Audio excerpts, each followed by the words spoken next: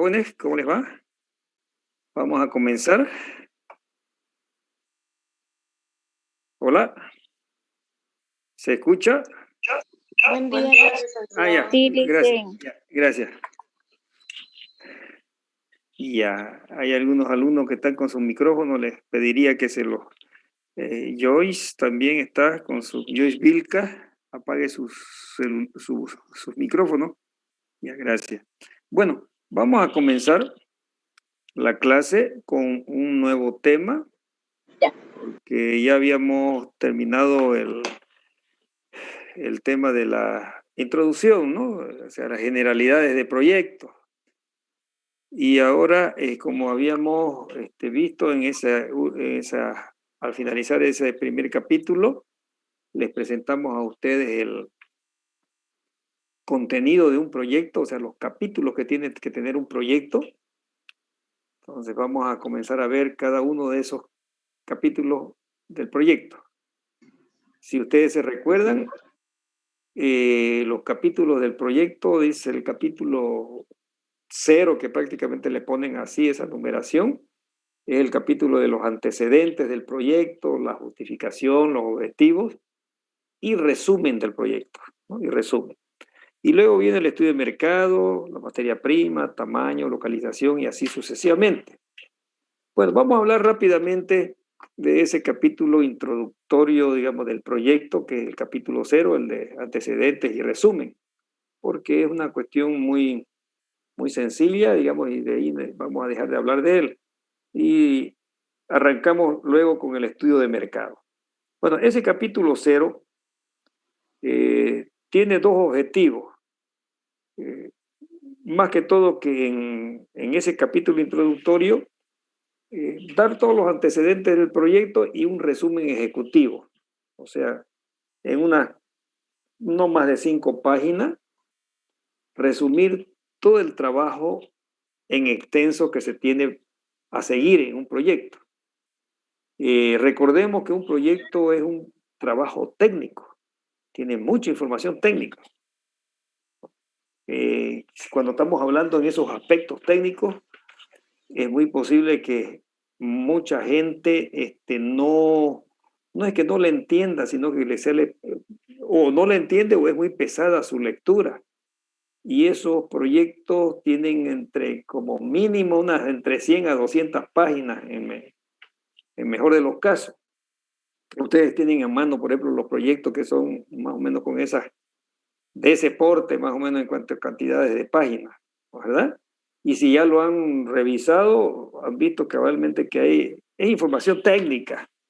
En estudio de mercado hay números, hay proyecciones, hay fórmulas en la parte de ingeniería, ni que se diga, ¿no? Procesos de producción, la parte económica financiera, puro números, todo eso, ¿no? Les resulta pesado, digamos, al ciudadano común, como quisiéramos llamar. Y el proyecto tiene diferentes usos.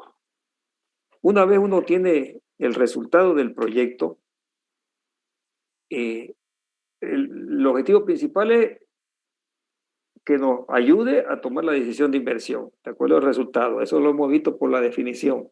Pero una vez uno tiene el proyecto, o sea, ya terminado, digamos, un resultado bueno, ¿no? Con la recomendación de que se lo ejecute el proyecto porque es factible técnica y financieramente, ¿no? Entonces, con ese proyecto, el dueño, el promotor o promotores lo utilizan, ¿no? Para diferentes finalidades. Uno, para ayuda a memoria, porque en ese proyecto se le dan muchas recomendaciones y pasos que hay que seguir, indudablemente. Pero otro, por ejemplo, es para buscar socios. Supongamos que un proyecto tenga la necesidad de una inversión de $1.000.000 y dice, bueno, yo solito, la idea fue linda, buena, pero no tengo el $1.000.000, ¿verdad? Voy a buscar socios. Y aunque no lo levante el $1.000.000 entre los socios, pero bueno, vamos a tener un aporte propio. Por favor, Jocelyn Borda. Jocelyn Borda, ya gracias. Jocelyn Borda, sí, eso era. ¿Dónde estábamos? Entonces, con ese proyecto yo me reúno con ustedes y trato de convencerlos que es un proyecto bueno y que pongan su platita ahí. Y entre toditos mis alumnos, inclusive no juntamos ni $100,000 y seguimos nosotros buscando a alguien que nos da, llegar siquiera a un 30%, ¿no? Ustedes lo van a entender el proyecto porque son personas, digamos, que están en la universidad, conocen los términos técnicos y van a conocer cabalmente, digamos, van a poder interpretar muy bien la lectura del proyecto. Pero nos vamos con los amigos, con los familiares, ¿no? Lo único que ellos van a decir, bueno, es caramba, parece bueno porque me lo están explicando así, o en otras palabras también te lo dejo el proyecto para que lo analices, el otro mira, digamos, el resumen ejecutivo, ¿ok? Y puede encargarle a alguien que se le evalúe, pero el tema es de que esas personas, por ejemplo, con un resumen ejecutivo podrían ubicarse rápidamente en lo que es el proyecto. Entonces, el uso del proyecto que le estamos dando es para buscar más socios, ¿no? Levantar capital, y para muchos de ellos va a ser difícil, digamos, leerlo completamente. Entonces, el resumen, como dice su nombre, resumen, pues hay que hacer un resumen ejecutivo para entendimiento. Inclusive, consigamos un buen capital, tenemos que ir al banco. El banco, ¿no? Aquí está el proyecto, estos somos los socios, estos son los dueños del proyecto, queremos financiamiento. En el banco se introduce vía gerente de crédito, yo soy el gerente de crédito. Recibo el proyecto, lo miro, pues, bastante alto, ¿no? Y yo soy un tipo que me falta el tiempo, entonces le tiro una miradita, ya sé más o menos qué es, y llamo a mi oficial de crédito, evalúemelo usted, ¿ok? Entonces, el resumen ejecutivo es muy importante por esos aspectos, ¿la verdad? Porque en pocas palabras uno tiene que posicionar a aquel que está leyendo el proyecto, digamos, posicionarlo en de qué se está hablando, de qué está tratando el proyecto, por un lado. Y el otro tema es los antecedentes. En ese capítulo 0, en los antecedentes, más que todo, en vez de contar la historia de cómo nació el proyecto, que es importante, lo importante en los antecedentes es colocar la identificación de los promotores o dueños del proyecto y incluir su pequeño currículum o antecedentes de ellos, ¿ok? O antecedentes. Por ejemplo, tenemos nosotros una sociedad de unos 10 personas, yo y unos 10 alumnos más, ¿ok? Colocarlo, identificarlo y hacer un pequeño resumen de sus antecedentes. Lo primero que hacen los bancos es a los 10 nosotros que estamos ahí nos meten a verificación de la central de riesgo. Verifican los antecedentes personales y financieros de la persona y de su familia, así es, así es. Entonces, en la parte de antecedentes del proyecto, identificar a los promotores y mucho más los antecedentes. Muchas veces no le hacen, bueno, también le hacen caso a los antecedentes, ¿no? El banco lo evalúa por el lado, digamos, de los antecedentes personales, por un lado, pero también, digamos, lo evalúan por las bondades que tiene el proyecto, o sea, si el proyecto realmente es factible, tal como se dice. Pero no olvidemos, lo primero es la central de riesgos a todito lo que están ahí. U otro, digamos, de repente, supongamos que sea una institución como la universidad, ¿no? Oiga, los antecedentes de la universidad en cuanto a llevar adelante, digamos, proyectos, ¿no? La universidad estatal lleva adelante tales y tales proyectos, ha llevado exitosamente convenios con tales organizaciones, etcétera, etcétera. Entonces, el primer capítulo o capítulo 0 tiene esas finalidades, fundamentalmente. Uno, resumir el proyecto en pocas páginas, no más de 5 páginas, y otra, poner los antecedentes antes de la historia, cómo nació el proyecto, los antecedentes de los promotores, ¿Ok? ¿Alguna pregunta sobre este capítulo 0 que ya no vamos a volver? Y de aquí en adelante ya vamos a adentrarnos un poco más a los capítulos técnicos, en este caso el estudio de mercado. ¿Alguna pregunta sobre lo que habíamos comentado del capítulo 0? Bueno, de todas maneras también ya ustedes tienen los proyectos a mano, fíjense la estructura, esto que estamos comentando, si cabalmente tienen su capítulo de resumen y antecedentes, todas esas cositas hacen parte de la evaluación. Bien, como habíamos indicado entonces el proceso de enseñanza-aprendizaje que vamos a tener de esta materia es de que vamos a ir viendo cada uno de esos capítulos o partes del proyecto. Y vamos a arrancar con el capítulo de lo que es el estudio de mercado, que es realmente un capítulo muy importante, el de inicio, como ya lo vamos a explicar. ¿Ya? Vamos a estar presentando. Este estudio, algunas consideraciones antes de comenzar con la explicación del estudio de mercado, a ver algunas cositas como, por ejemplo, habíamos hablado que un proyecto es un trabajo que tiene bastante información y diversos tipos de información, ¿no? Eso es lo que habíamos indicado. No sé, no me está saliendo muy completo esto. No está saliendo completo, creo, ¿no?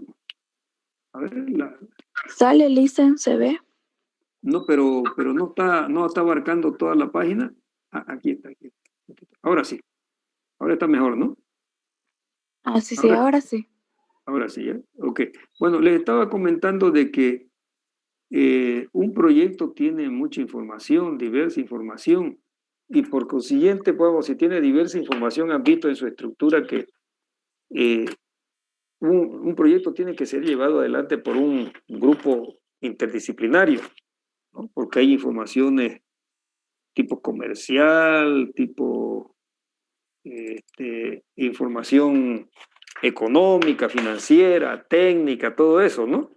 Indudablemente uno dice, bueno, esto, hay algunas partes del proyecto que ustedes que están en ingeniería comercial, por ejemplo, no podrían hacerla en forma directa, más que todo esas partes técnicas que están dirigidas a las ramas de la ingeniería de producción, obras civiles, ingenieros de obras civiles, ¿no? Hay mucha información. Entonces, ¿a qué va esto? De que el que está formándose en proyectos, o el que va a trabajar, o el especialista en proyectos, tiene que conocer todos los aspectos de proyectos. Yo soy, por ejemplo, economista, y puedo decir que estoy especializado en proyectos, pero sería irresponsable de mi parte decir que yo puedo hacer un proyecto en forma individual, solito. No, yo preciso el apoyo de donde no tengo el conocimiento, ¿no? De mi especialidad, de mi profesión. Y ese conocimiento es cabalmente es lo que estamos comentando, ¿no? La parte de ingeniería, ¿ok?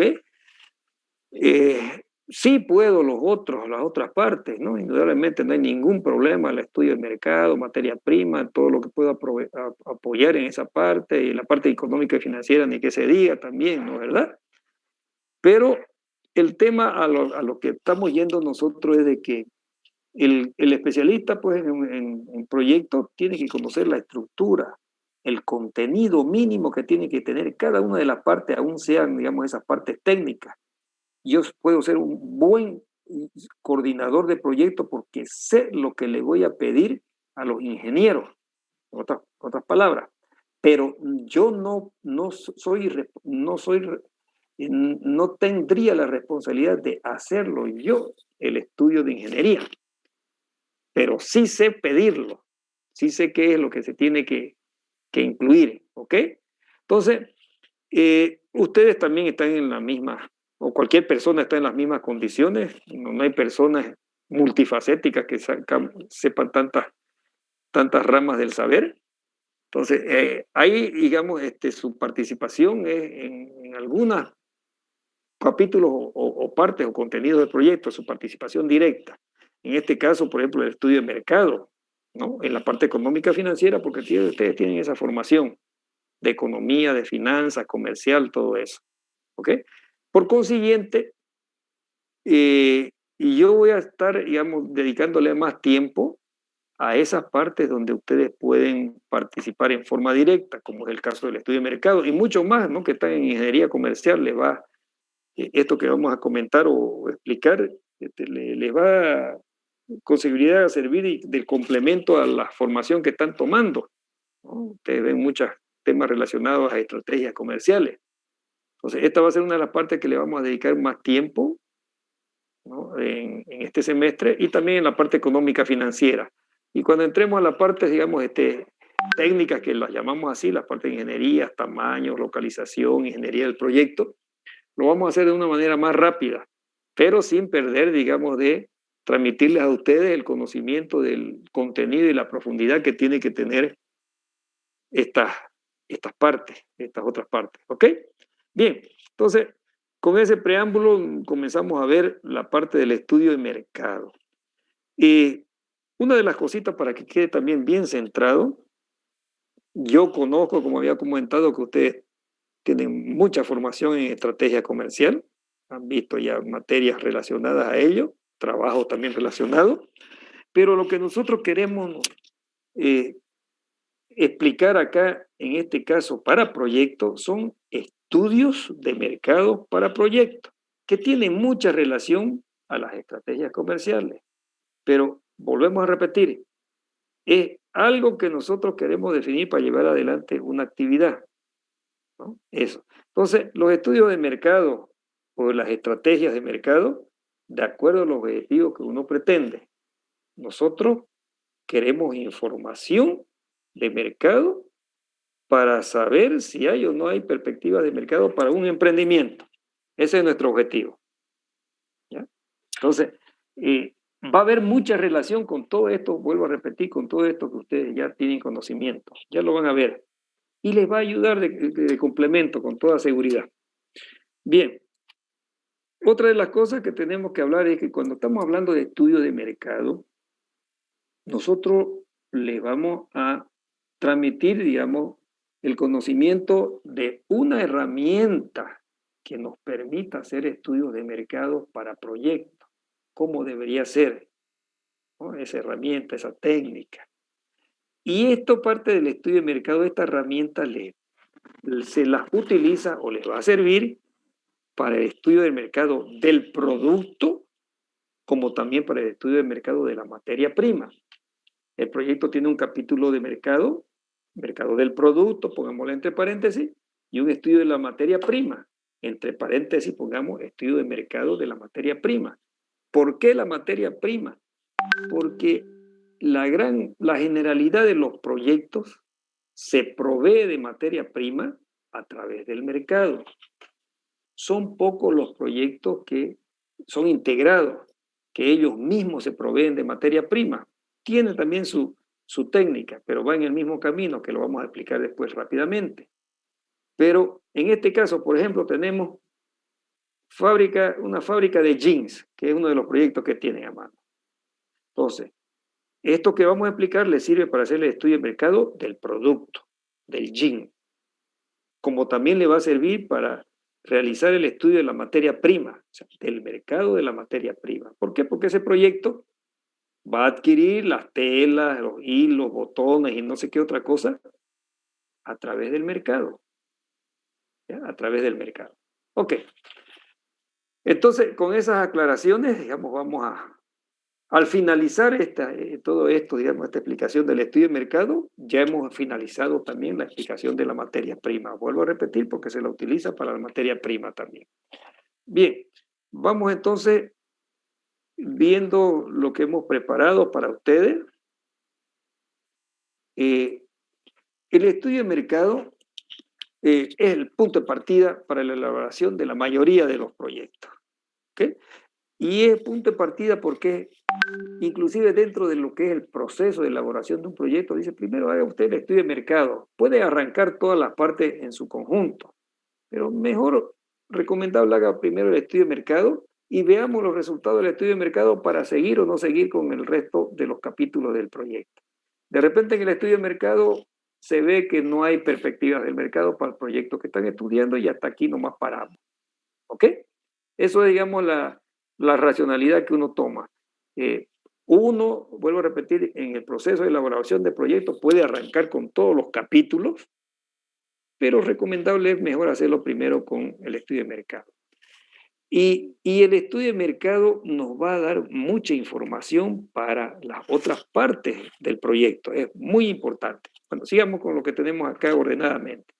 Es el punto de partida de elaboración de la mayoría de los proyectos. Y ya conocemos que mercado es un lugar físico o virtual donde convergen la oferta y la demanda, ¿no? Estableciendo precios y cantidades. Se reflejan los intereses y deseos de las personas, ¿no? Bueno, esto de aquí no es importante, ¿no? Ya sabemos que en una economía de libre mercado el precio es el que define, ¿no? La guía, ¿no? Para los empresarios, ¿no? Para los emprendedores. Y en cambio en economías, digamos, de injerencia estatal, donde el Estado fija el precio, bueno, ahí hay poco movimiento en cuanto a estrategia comercial de definición de precios. Habrá un estudio de mercado en cuanto a oferta y demanda, una cuantificación de las necesidades, pero la estrategia comercial ya está definida, ¿no? Por la fijación de precios y otras características más de estrategia comercial. Bien. El estudio de mercado, habíamos indicado, es muy importante porque nos da información, luces para definir otros capítulos o otras partes del proyecto. Nos da la información para la localización, nos da información para el tamaño que pueda tener el proyecto, ¿no? Si este es el porte de mercado, pues hay que diseñar, digamos, un proyecto bajo esas características del tamaño de mercado, ¿no? Entonces, la capacidad de producción o tamaño que va a tener el proyecto.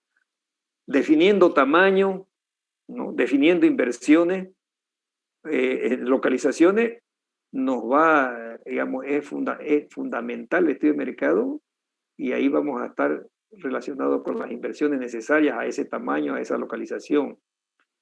Y también es, digamos, fundamental el estudio de mercado porque me define cuáles van a ser los ingresos y gastos que va a tener el proyecto. ¿Por qué? Porque conociendo el tamaño del proyecto, conociendo el tamaño del mercado, podemos definir un programa de producción. Al definir un programa de producción, podemos ya calcular los ingresos y los costos que va a tener, digamos, relacionado a ese programa de producción. En síntesis, el estudio de mercado es fundamental, primordial, digamos, y el de arranque que tiene que tener un estudio de factibilidad. Saltémonos al siguiente. Ya hemos hablado de esto de aquí. La metodología del estudio de mercado puede ser utilizada para estudiar el bien o servicio, o sea, el producto, como había indicado, como también para la materia prima, ¿no? Eso ya lo habíamos comentado. ¿Cómo vamos a llevar adelante el estudio de mercado? Bueno, un estudio de mercado tiene cuatro puntos. El capítulo de estudio de mercado de un proyecto tiene 4 capítulos o partes o patas del estudio de mercado, como yo le digo. Creo que esta es una de las preguntas. Y las 4 partes es la oferta, la demanda, la definición del precio por proyecto y otras estrategias comerciales o comercialización. Oferta, demanda, precio y comercialización en resumen. Pero esas 4 partes las podemos subdividir en 2 grandes partes en un estudio de mercado. Una de cuantificación y proyección. Eso es relacionado con la oferta y la demanda. Pongámonos en la cabeza que lo que tenemos que hacer nosotros en un estudio de mercado es algo que tenemos que proyectar al futuro. Si estamos, por ejemplo, en este momento, en diciembre del 2020, y estamos queriendo elaborar un proyecto en su parte de estudio de mercado, nosotros tenemos que hacer proyecciones para lo que habíamos indicado, el periodo de operación, de aquí a 5 o 10 años, ¿no? Entonces, lo primero que tenemos que hacer es cuantifiquemos el mercado en este momento, qué cantidad de oferta y demanda se está realizando a través del mercado. Ojo, me llegó el aviso de 10 minutos, ya sabemos, entramos inmediatamente después. Entonces, cuantifiquémoslo y después proyectemos. Y vamos a ver cómo vamos a proyectar, ¿ya? Esa es la metodología del estudio de mercado. Necesito información para cuantificar mi mercado en este momento y después, con herramientas de proyección, determino ciertos supuestos de comportamiento de mercado y lo proyecto, pero cuantificado. ¿Qué quiere decir eso? Tengo que conocer al futuro año a año, mis 10 años de proyección, cuántos jeans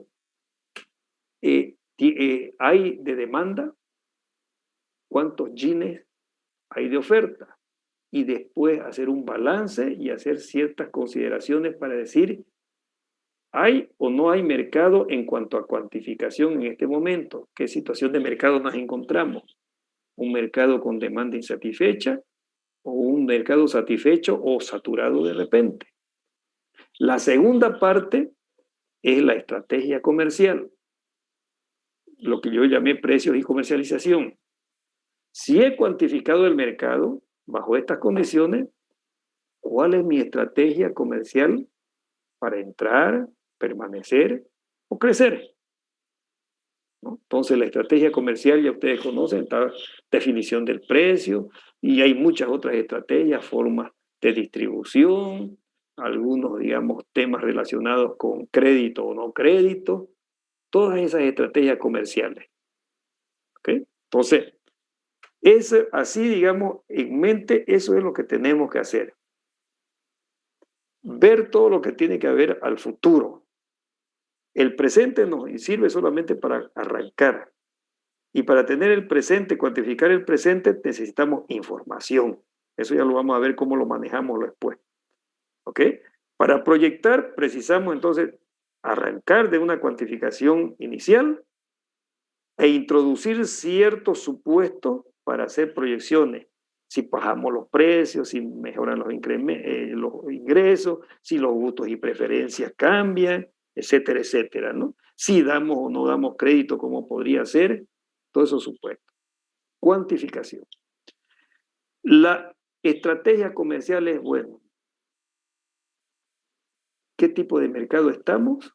¿Cómo podemos movernos en precio? ¿Bueno? ¿Qué es lo que queremos? Por ejemplo, si yo estoy en un mercado de competencia, sé que tengo limitaciones de precio, porque me lo está fijando la competencia, porque hay mucha competencia, por eso se llama competencia perfecta. Si hay otro tipo de competencia, de mercado de competencia imperfecta, ¿cómo podemos nosotros introducirnos a ese mercado? ¿Qué estrategia comercial tendríamos que hacer? ¿Ok? Si es oligopolio, si es monopolio, si es competencia monopolística, ¿cuál es la estrategia? Y eso es lo que vamos a ver en esta clase del estudio de mercado.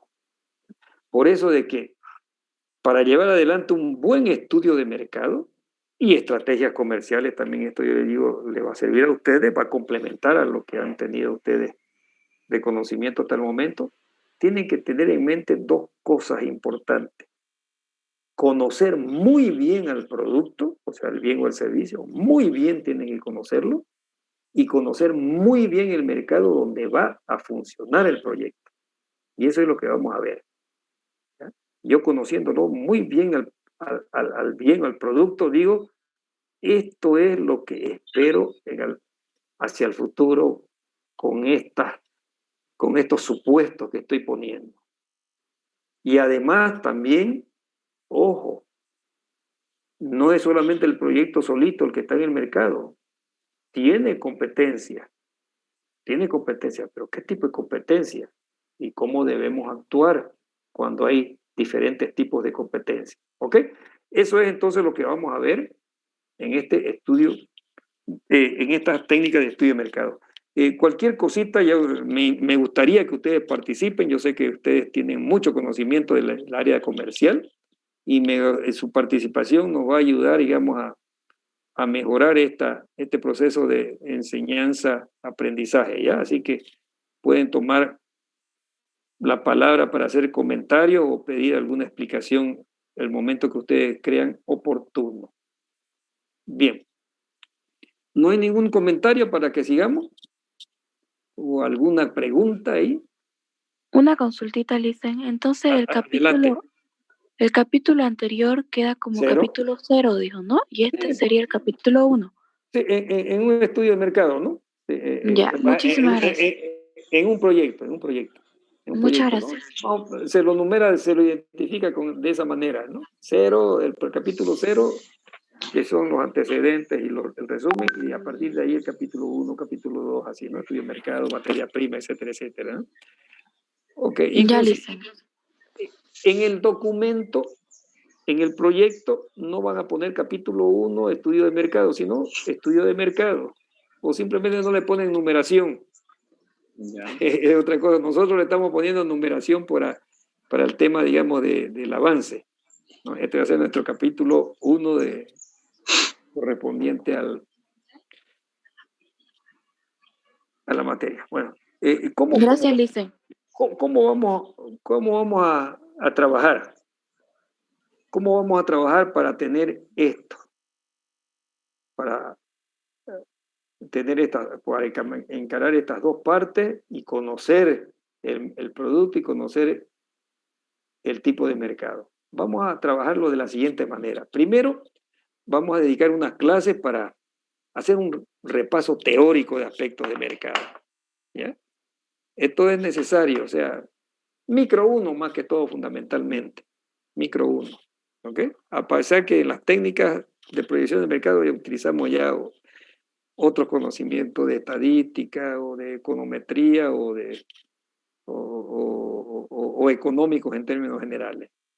Pero aquí vamos a realizar más que todo aspectos teóricos del mercado para conocer muy bien al producto y muy bien a los diferentes tipos de mercado. ¿Ya? Y este repaso técnico o teórico que vamos a hacer no es por hacer un mero repaso teórico de micro, sino que vamos a ver todo eso, recordar esos aspectos teóricos que nos van a servir para el estudio de mercado y vamos a estar ejemplificando. Hablamos de esta cosa, miren, ustedes pueden aplicarla en proyectos de esta manera, ¿ok? Luego de que veamos estos aspectos teóricos, que esto es muy bueno que lo van a utilizar ustedes de complemento, como le digo, para sus estrategias comerciales, vamos a conocer al detalle el contenido de un estudio de mercado, ¿no? O sea, cómo se debe presentar el informe del estudio de mercado.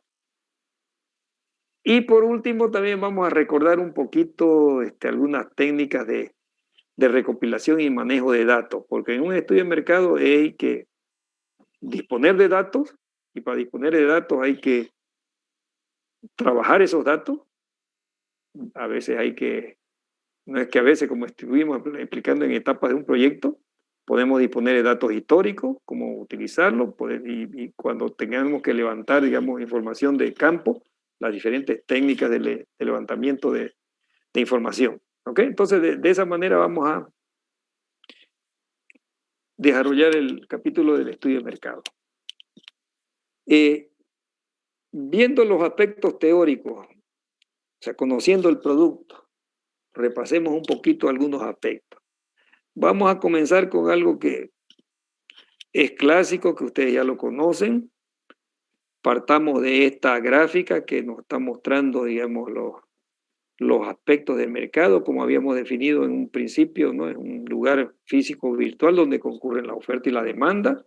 Y este grafiquito nos está graficando esa situación de mercado, pero recordemos, ¿no?, que en micro 1, digamos, la teoría del consumidor y de la firma es desarrollada a través de una teoría, ¿no?, bastante simplista, bastante simple.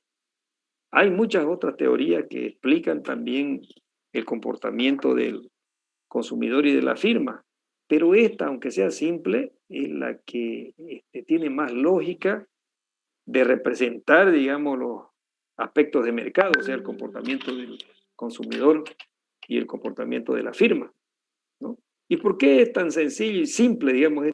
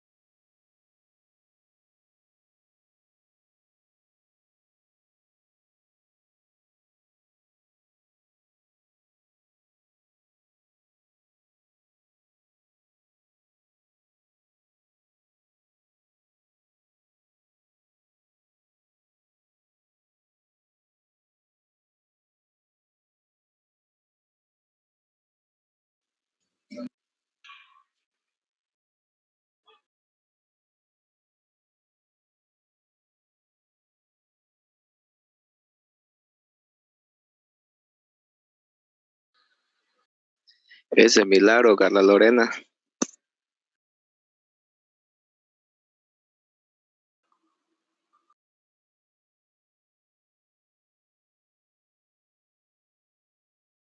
Bueno, ya vamos a comenzar. Bueno, una de las buenas noticias que tenemos es que ya nos han dado el equipo, nuestros equipos, y con el equipo nos están dando licencia Zoom, que eso es tiempo ilimitado, pero todavía, digamos, recién en la próxima semana nos van a dar la licencia Zoom. Ahí ya les había indicado que voy a programar por una vez todas las clases que vamos a tener hasta final del semestre, y por el otro lado no vamos a tener estos cortes, ¿ya? Pero eso va a ser cuando la tenga la licencia. Por el momento voy a estar enviándole, para no duplicar, le voy a estar enviando cada día los enlaces. Y vamos a tener estos cortes, ¿ya? Entonces, un poquito de paciencia, yo creo que en una semana ya tenemos esa licencia Zoom. Bien, continuamos entonces con la explicación de los aspectos teóricos del mercado. La preguntita, ¿están viendo la gráfica? ¿Están viendo la gráfica ustedes? Para que... Licenciado, se ve. Se veía, gracias. Siempre le voy a preguntar como le indico, porque a veces no la estoy proyectando y yo estoy hablando, explicando sin proyectar. Bien, entonces, estábamos hablando que el modelo teórico es bastante sencillo, simplista, que llamémoslo, digamos que explica el comportamiento de la firma y del consumidor. Y esta es una gráfica de un mercado de competencia perfecta, ¿no? Competencia perfecta sabemos más que todo. ¿Qué nos dice la relación que hay entre la cantidad demandada y la cantidad ofrecida como consecuencia de determinados factores? Por ejemplo, por el lado de la demanda, la cantidad demandada de un producto está en función del precio. La cantidad ofertada está en función del precio, o sea, nos explica todo a través del precio en primera instancia. Pero además, por eso se llama modelo simplista, porque simplemente estamos diciendo, este es el comportamiento de la firma y del consumidor se lo da a través del precio. Pero también si el modelo considera, es consciente de que hay otros factores, varios otros factores, no solamente estos que tenemos aquí. Esa raya, esa barra dice, hay otros factores que se consideran constantes. ¿Se acuerdan del término ese ceteris paribus, no, verdad? Bueno, entonces, la cantidad demandada está en función del precio, pero también hay que considerar que hay otros factores que hacen a la demanda, hacen a la cantidad demandada. De la misma manera, la cantidad ofertada también, ¿no? Está en función del precio y hay otros factores también. La relación es inversa por el lado de la demanda, relación cantidad demandada-precio. La relación cantidad ofertada-precio es directa por el lado de la oferta, ¿no? Ya sabemos, ¿no? A mayor precio, menor cantidad; a menor precio, mayor cantidad demandada. Y a lo inverso, la oferta, ¿no? Y estos factores de acá, bueno, dice la demanda, también hay que considerar que hay otros factores como los gustos y preferencias, ingresos de las personas, precios de otros bienes. Y hay otros más inclusive, pero estos son los más principales. Y por el lado de la oferta nos habla de los costos de los insumos, la parte climática, la tecnología, ¿no? Bueno, repasando, después vamos a ver cómo lo aplicamos. Repasando un poquito la parte teórica. Ya sabemos cuál es el comportamiento entonces de la oferta y la demanda con relación a los precios. O sea que cualquier cambio en los precios hace de que el consumidor o la empresa o firma se muevan a lo largo de estas curvas, tengan un mismo nivel de satisfacción, ¿sí?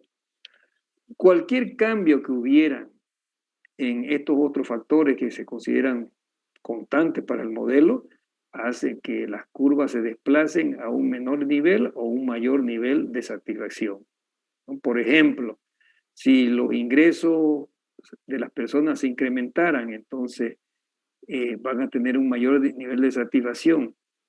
De esta curva se van a desplazar hacia la derecha. Si hubieran problemas climatológicos, y disminuye la producción agropecuaria, los alimentos, ¿no? La oferta de productos agropecuarios se va a trasladar a un nivel menor de satisfacción. ¿Ok? Entonces, claramente ya estamos viendo. Ahora, otra de las cosas que tenemos que ver es que hemos dicho que tenemos que cuantificar, ¿no?, la oferta y la demanda y definir estrategias comerciales. Aquí estas son las estrategias comerciales básicas que uno puede decir, bueno, nos dice la teoría que si bajamos los precios va a haber una mayor demanda de productos. ¿Ok? Entonces esa va a ser nuestra estrategia comercial. Bien, pero en cuanto cuantifíqueme ese cambio. Teóricamente ustedes saben ya, ¿no? Y teóricamente yo puedo saber cómo calcularlo. Entonces, lo que nosotros necesitamos es eso. Vamos, el precio de estos bienes se va a bajar un 20%. Bien, cuantifíqueme cuánto va a ser la demanda y la oferta. Eso es lo que hay que cuantificar y vamos a ver cómo lo vamos a hacer, ¿verdad? O por ahí uno dice, yo voy a hacer mis proyecciones de mercado 10 años futuro, considerando que el ministro de Economía dijo que Bolivia va a crecer los próximos años en forma consecutiva al 10%. Ojalá sea así, ¿no? Al 10%. ¿Qué quiere decir eso? Que los ingresos se van a incrementar. Teóricamente sabemos que si los ingresos de las personas aumentan, va a haber un mayor nivel de satisfacción, va a haber un desplazamiento. Cuantifíqueme. Si hubiera un incremento del 10% en los ingresos de las personas, ¿en cuánto se incrementaría la demanda? ¿No? Hay que cuantificarla. La teoría ya sabemos nosotros. Ustedes pueden decir, bueno, yo estrategias comerciales puedo largar cualquier gustos y preferencias, le voy a cambiar los gustos y preferencias a las personas. Mis blue jeans van a ser conocidos. Pero ¿en cuánto? ¿Cómo podemos cuantificar? Cuantifique usted eso. ¿Y qué estrategias para cambiar los gustos y preferencias de los consumidores? ¿Qué estrategia comercial tiene que hacer? Bombardeo de publicidad, no sé qué cosas más. ¿Ok? Entonces, a lo que vamos nosotros con este repaso teórico es decir, bueno, esta es la teoría, todos lo tienen, todos saben qué es lo que va, pero ahora cuantifíqueme y tómeme estrategia adecuada, ¿no? Vamos a conocer primeramente vamos a conocer el bien o el producto, después vamos a conocer tipo de mercado en el cual va a funcionar, ¿no?, la empresa o el proyecto. Bien, vamos a introducirnos entonces a esa parte. Bueno, esto que tienen aquí es un repaso, pueden tirarle una fotografía, es lo que hemos estado hablando, repasémoslo rapidito. ¿Qué es la demanda? Y esto creo que están entre las preguntas. ¿Qué entiende por demanda? ¿Cuáles son los factores? ¿Qué entiende por oferta? ¿No? Están dentro del cuestionario. La función demanda es la relación que existe entre los precios de un bien y las correspondientes cantidades demandadas del mercado. ¿Verdad? Es esta, la relación que existe entre la cantidad demandada y el precio del bien. Y hay otros factores también. La teoría de la demanda intenta explicar el comportamiento de los consumidores y la forma como gastan sus ingresos entre los distintos bienes y servicios que tienen a disposición. El individuo trata de maximizar su utilidad y bienestar mediante el consumo de distintos bienes en la canasta, ¿no? O sea, se dice, lo que nos dice que, oiga, esto es la curva de demanda para un determinado bien. Entonces, el individuo trata de maximizar su utilidad porque tiene en cuenta que hay una canasta de otros bienes. ¿Okay? Movimientos sobre la misma curva de la demanda son causados por los cambios en los precios. Desplazamientos de las curvas son causados por los cambios de los factores constantes. ¿Okay? Todo esto ya lo habíamos comentado. Vámonos por el lado de la oferta. Es la cantidad de un determinado bien o servicio, es la cantidad de un determinado bien o servicio que los vendedores u oferentes están dispuestos a vender a un precio determinado, ¿no? La relación es esa, cantidad ofertada está en función al precio. Movimientos sobre la misma curva de oferta son causados por cambios en el precio del bien. Desplazamientos en la curva son causados por cambios en los factores constantes. Ok. Bueno, esto de aquí ya no. Esto de acá que lo vamos a ver más luego. La cantidad óptima de producción será aquella que eleve al máximo el ingreso neto de la empresa. Ingreso marginal igual a costo marginal. Bien, vamos a recordar un poco las famosas elasticidades. Las elasticidades, hay varias elasticidades, precio, ingreso, elasticidad cruzada, todas esas cosas, pero en términos generales las elasticidades miden el cambio de la cantidad demandada de un determinado bien ante los cambios habidos en determinados factores. Por ejemplo, ¿qué ocurre si cambian los precios? ¿Qué ocurre si cambian los ingresos? ¿Qué ocurre si hay movimiento en los precios de otros bienes que son sustitutos? ¿Ok? O sea, en términos generales, esas son las elasticidades. Y vamos a comenzar a ver la elasticidad precio o como se la conoce elasticidad demanda. ¿Para qué nos va a servir esto? ¿Para qué nos va a servir? Eso era lo que yo le había dicho en un principio. Vamos a hacer repaso teórico, no por el mero hecho de hacer repaso teórico, sino para ver cómo lo aplicamos en proyectos. ¿Ok? Recuérdense que ustedes que hemos dicho, tenemos que cuantificar la proyección de la oferta y la demanda. Cuantificar, ¿no? Y tenemos que proyectar. Por un lado, alguien dice, vamos, una estrategia comercial, vamos a bajar los precios del producto. Teóricamente ya sabemos que al bajar los precios va a haber un aumento en la cantidad demandada. ¿Sí? ¿Pero cuánto? ¿Cuánto? Las elasticidades, en este caso la elasticidad precio-demanda, nos van a cuantificar ese cambio. Además, nos van a identificar qué tipo de bien tenemos, porque los bienes son diferentes. Por ejemplo, el arroz y las movilidades, ¿ya? Son dos bienes que tienen en común que ambos bienes son bienes normales. Yo los bautizo como bienes normales. ¿Por qué? Porque el comportamiento del consumidor y el comportamiento de la firma es respecto a los cambios, en este caso del precio que estamos hablando. ¿Sí? ¿Qué ocurre si baja el precio del arroz? Se espera un aumento en el consumo. ¿Qué ocurre si baja el precio de la movilidad? Se espera un aumento en el consumo. Entonces, racional, ¿no es verdad? Son bienes normales, pero son bienes diferentes. ¿Cuánto está el precio del arroz en este momento? A ver, las amas de casa o los varones que acompañan a hacer compras al mercado o al súper, ya no hay necesidad de ir al mercado, ya al súper. ¿Cuánto Pues, está? desde 8 ahí, en adelante. Hay diferentes calidades, ¿no? ¿Verdad? Sí. Sí. Supongamos que sea 8 bolivianos el kilo, del más común, ¿no? Del más común. ¿Qué? Ojo, fíjense ustedes, un mismo producto, adelantamos un poco, un mismo producto, el arroz, pero sin embargo hay diferentes calidades, ¿no? Que son calidades reales o calidades que son, digamos, incorporadas a través de un bombardeo de publicidad y propaganda. Que este arroz en el saco amarillo es mejor que este arroz en el saco rojo. ¿Sí? Por eso le pongo más precio. O por ponerle el precio mayor a uno, dice uno, este es mejor calidad que esto, ¿no? Ok. Bueno, eso lo vamos a comentar más luego. Pero el tema, si está en 8 bolivianos el precio del arroz y se baja un 50% a 4 bolivianos, ¿qué nos dice la teoría en cuanto a la demanda? ¿Va a haber una mayor demanda o va a haber menor demanda? Mayor demanda, ¿no es verdad? Sí. ¿Pero cuánto? Ahí si yo bajé un 50%, esta formulita me va a ayudar a indicar cuánto va a ser el incremento de la demanda. ¿Sí? Eso nos ayuda.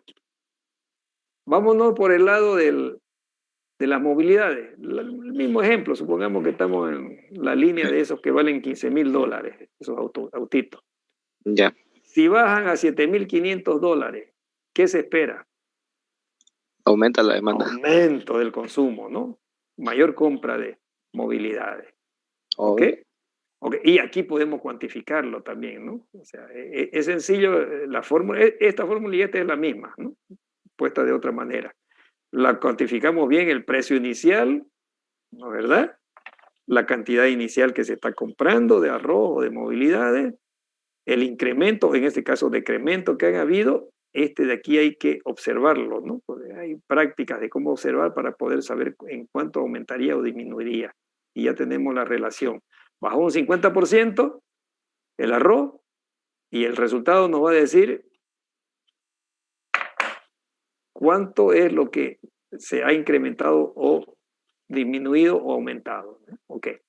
Bueno, pero el tema es de que yo quería, digamos, resaltarles de que es seguro de que si baja un 50%, a ver, usted está, las familias en términos general, en términos medio, nivel de ingresos, digamos eso, están consumiendo, por decirle, 2 kilos de arroz a la semana al precio de 8 bolivianos. Si bajara a 4 bolivianos, usted razonando así sin hacer el cálculo numérico, ¿ustedes creen que esas familias van a incrementar el consumo del arroz más que proporcional o menos que proporcional a la bajada del precio? Por ejemplo, en vez de 2 kilogramos, 50%, van a consumir 3 kilogramos de arroz por semana. O más, o 4 kilogramos, o el doble. A ver, le hago la pregunta por el otro lado. Si las movilidades bajan de 15.000 a 7.500, ¿qué esperan en cuanto al consumo? Que el consumo sea más o menos que proporcional al cambio del precio. ¿Ah? Bueno, no vamos tanto a la movilidad, no a los televisores. O a un viajecito a Punta Cana. Si un viaje a Punta Cana me cuesta $1.500 y me lo están ofreciendo en 700, ¿ustedes piensan que no voy a ir unas 2 o 3 veces a Punta Cana? O que me voy a comprar, digamos, si el mismo ejemplo en los televisores, si bajaron de 500 a 250, ahí yo aprovecho y compro un televisor para mí, ¿no? Y para cada uno de los cuartos, ¿no? Estoy diciendo, en otra palabra, que estoy sugiriendo que va a haber un consumo más que proporcional, ¿no? ¿Verdad? ¿Sí? Sí, ¿no? El bien básico, o sea, los bienes alimenticios, por ejemplo, tienen poca elasticidad respecto a las variaciones del precio. Un ejemplo extremo, la sal. En vez del arroz utilicemos la sal. Ya. ¿Ya? Si bajamos el 50% al precio de la sal de 8 a 4 bolivianos, ¿será que las personas o las familias van a consumir mucho más sal? No sé cuánto. No, pues no. Lo que se espera, que es una lógica, es que en el momento inicial hay un impacto inicial que se llama de abastecimiento, o sea, de guardar, comprar para guardar, ¿sí? De almacenamiento. Pero después tiene que regularizarse el consumo. Yo no voy a utilizar más sal. Ya sabemos que ese es un ejemplo típico y extremo. Yo no voy a estar, digamos, en mi plato de alimentación, no voy a estar consumiendo puro arroz, ¿no? Porque el arroz está más barato. ¿Sí? Entonces tiene menos, ¿no? O sea, fíjense, entonces hay que ir conociendo los bienes. ¿Qué tenemos hasta el momento? Tenemos 2 tipos de bienes aquí que lo habíamos bautizado, son bienes normales. Va a haber esa reacción del consumidor, pero adentrándonos un poquito más, estamos viendo que estos 2 tipos de bienes son completamente diferentes en cuanto a la reacción del consumidor, ¿no? En un caso tenemos unos bienes que los llamamos básicos. Cuando calculamos esto de aquí, nos va a dar, digamos, puede darnos un valor menor que 1, ¿no? Que esto es menor que esto, ¿sí? Entonces los consideramos como de demanda inelástica o bienes poco sensibles al precio. ¿Que va a haber un incremento? Sí, pero menos que proporcional al cambio del precio. Ahí están todos los bienes básicos de sustento. Aquí tenemos ese ejemplo. En cambio, cuando tenemos un resultado mayor que 1, estamos frente a bienes que tienen una demanda elástica o son sensibles a las variaciones del precio, que son, bueno, no son bienes suntuarios ni bienes de lujo, ¿no? Sino son bienes que nos dan un mayor nivel de satisfacción luego de haber satisfecho las necesidades básicas, ¿no? Si yo tengo, digamos, he cubierto mis necesidades básicas, ¿verdad? Y se me bajan los precios de los tours, digamos, a Punta Cana, pues voy a tomar uno o dos porque me va a dar un mayor nivel de satisfacción, ¿no? ¿Verdad?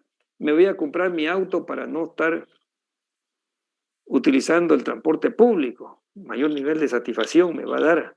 En cambio, los otros uno los consume por necesidad biológica, en este caso, ¿no? O educación básica, ¿no? Todo lo que es básico. ¿Sí? Bien.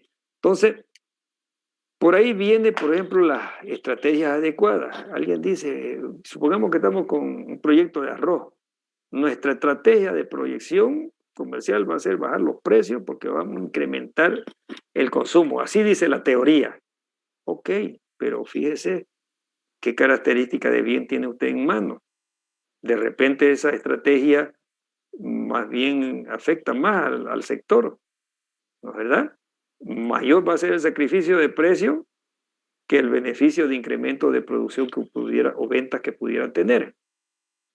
¿Ok?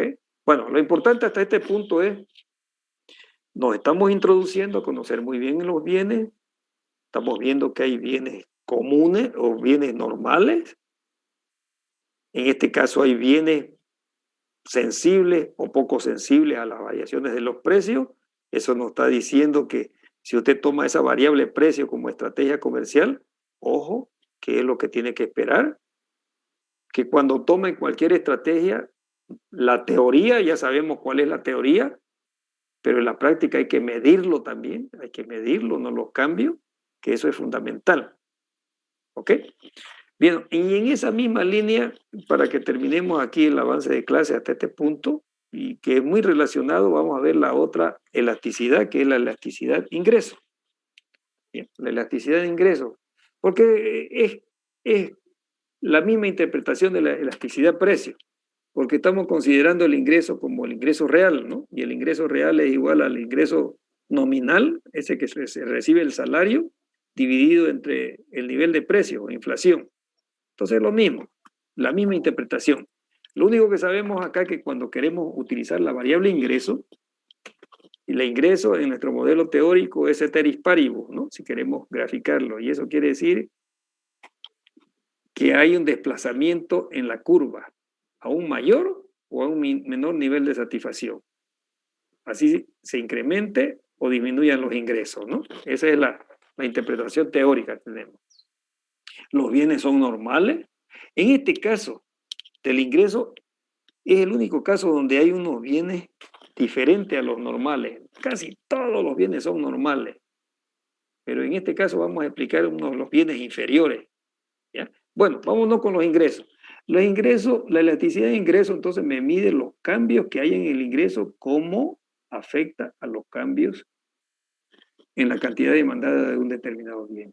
La relación aquí es directa, no es como esta relación de acá que es inversa. Si suben los precios, baja el consumo. Si bajan los precios, aumenta el consumo, ¿no? Por eso es que le ponen un menos aquí para positivar el resultado.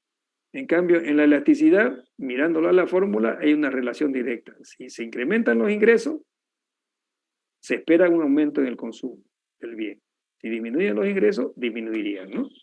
Ok. De la misma manera, también la misma interpretación. No la hemos puesto aquí por efectos por efectos de espacio. La interpretación quiere decir, si resolvemos esta pequeña ecuacióncita, nos puede dar estos resultados, que la elasticidad ingreso sea menor que 1 o que la elasticidad ingreso en vez de P sea mayor que 1. En el caso de la elasticidad ingreso menor que 1, estamos frente a estos tipos de bienes básicos. Y en el caso de la elasticidad ingreso mayor a 1, estamos en estos otros bienes que nos dan mayor nivel de satisfacción, ¿no? Es lógico, ¿no? Si aumentan mis ingresos, yo no voy a estar consumiendo más sal, más arroz y todo eso, proporcionalmente más que el incremento de los ingresos, ¿no es verdad? Claro. Sí, el mismo razonamiento. Ok, y para terminar esta parte de la elasticidad de ingreso, bueno, fíjense que ustedes, esta variable de ingreso, esta es una de las más manipuladas, o sea, una de las más utilizadas en estrategias comerciales o en supuestos que uno toma para hacer proyecciones. Dice, el ministro dijo que, ¿no? El ejemplo que dije, ¿no? O sea, vemos nosotros, digamos, el análisis de la economía y las proyecciones que están haciendo los organismos internacionales o nacionales y decimos, esta es la situación de los ingresos futuros, lo metemos en nuestras proyecciones, se espera que los ingresos van a incrementarse en un tanto por ciento, entonces aquí hacemos las proyecciones de los ingresos y su cuantificación respectiva, ¿no? Ya sabemos entonces cuál es, lo importante es tratar de medir esos cambios. Y por el otro lado habíamos comentado de que en el caso de los ingresos hay unos bienes que son bienes inferiores, ¿no? La mayoría de los bienes son normales, pero hay unos bienes inferiores en aspectos del ingreso. ¿Y en qué consiste en eso? Que cuando el ingreso se incrementa, ¿se recuerdan ustedes? Cuando los ingresos se incrementan, más bien disminuye el consumo de ese tipo de bienes, por eso se llama bienes inferiores. ¿Y por qué? Porque la población, o sea, los consumidores de ese bien, ¿Cambia su preferencia? no, no es que gasta. A ver, yo soy una persona pobre, estoy en el área rural y estoy consumiendo un bien. A ver, por ejemplo, le estoy dando mazamorra de maíz a mi hijo para alimentarlo, ¿ya? Para llenarlo antes que alimentarlo, llenarle la barriga. Porque darle maíz, ¿no? Lo apropiado es la leche. Sí. No puedo comprarle leche porque no me alcanzan los ingresos. ¿Ok? Entonces, estamos frente a un bien inferior. ¿Qué quiere decir eso? Que si mejoran las condiciones de ingresos de esa población, van a dejar de consumir mazamorra de maíz y van a consumir el bien apropiado, en este caso la leche. No es cambio de preferencia, ¿no? Es un consumo obligado. Es un consumo obligado que tienen, ¿no? Es un bien básico. Claro, se va al bien adecuado. Por ejemplo, hay muchos en los libros dice mantequilla y margarina, al principio hablaban, ¿no? En ciertas regiones inclusive, digamos, hay, digamos, algunas costumbres, ¿no? ¿Verdad? Algunas costumbres, pero también necesidades. El frejol, por ejemplo, en unas regiones sabemos que tiene mucha proteína vegetal y sustituye las propiedades de la proteína animal. La proteína animal, la carne es cara, entonces se alimentan con frejol, preferentemente. Pero si mejora esas condiciones de vida, pues van a cambiar, digamos, a la dieta, ¿no es verdad? Entonces, ojo con ese caso. De repente por ahí ustedes tienen un proyecto que tienen esas características y no hay que, no hubiera, digamos, que haber, digamos, equivocaciones, ¿no? Si yo estoy con un proyecto para producir 10 minutos más, ¿no? No queda. Para producir leche, o como es, mazamorra de maíz, porque digo, mire, había habido en Bolivia gran consumo de mazamorra de maíz. Negocio es producir mazamorra de maíz, ¿no? Puede ser que al momento tenga bastante, digamos, mercado, pero si cambian las condiciones de ingreso, ese proyecto no va a ir bien, ¿sí? Bueno, ese es el mensaje. Bueno, nos vamos a quedar, si no hay ninguna pregunta, nos vamos a quedar en avance aquí, porque yo quiero utilizar lo restante para ir completando los grupos. Me han salido 10 minutos ya que me quedan, que nos quedan, y ya, con aquellos alumnos que están, digamos, incorporándose en los grupos, entonces vuelven a reingresar nuevamente a la reunión, ¿ya? ¿Hay alguna pregunta respecto a lo avanzado? Hasta aquí nos vamos a quedar. Bueno, vamos entonces a entrarnos con el tema de los alumnos que aún no tienen grupo. Ya hemos conformado grupo con ustedes y para hacerlo rápido y también no cargarlo a los que han estado presentes desde un principio, ¿cuántos alumnos tenemos acá que no tienen grupo? A ver, numerarse nomás, por favor, vamos a ver. ¿Quién dice uno? Uno, Nicole Morales. No, uno, gracias Nicole. Uno, ¿hay otro? Dos. Siga, por favor. ¿Quiénes más? Solamente hay 2 alumnos que no tienen grupo. ¿Ok? Bueno, vamos a trabajar con estos 2 alumnos. Está sencillo, entonces no se retiren, por favor. Vamos a hacerlo rapidito. Rapidito.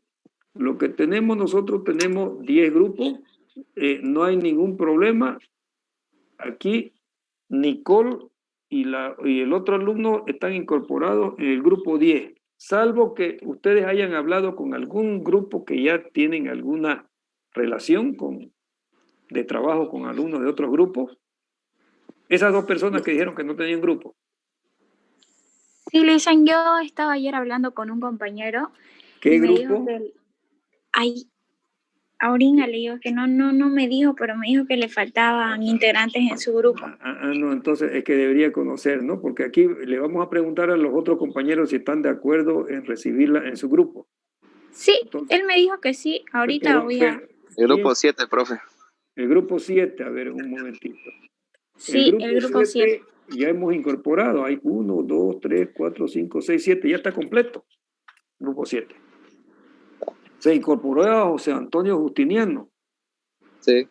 Ya sí, el grupo 7. Ya, entonces, la posibilidad, profe. No, ya son 8 ya por demás. Entonces, aquí lo ponemos en el grupo 10 voy a incorporar a los 2 alumnos.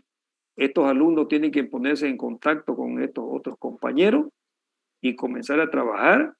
Ya todo el material hasta el momento lo hemos entregado. No sé por qué recién ustedes están incorporándose, si es su primera clase, pero ya ahí está todo el material. La primera clase, el libro de Zapar, los proyectos asignados. Ustedes les vayan al enlace por favor les pido a los alumnos que lo puedan reenviar, digamos, los enlaces de los grupos para que estos compañeros nuevos lo puedan bajar, ¿ya? A ustedes tienen que bajar el proyecto que le corresponde al grupo 9 y 10 y ponerse inmediatamente en contacto con estos 3 alumnos que están acá, ¿ya? ¿Me dan sus nombres, por favor? Nicole Morales Calzadilla.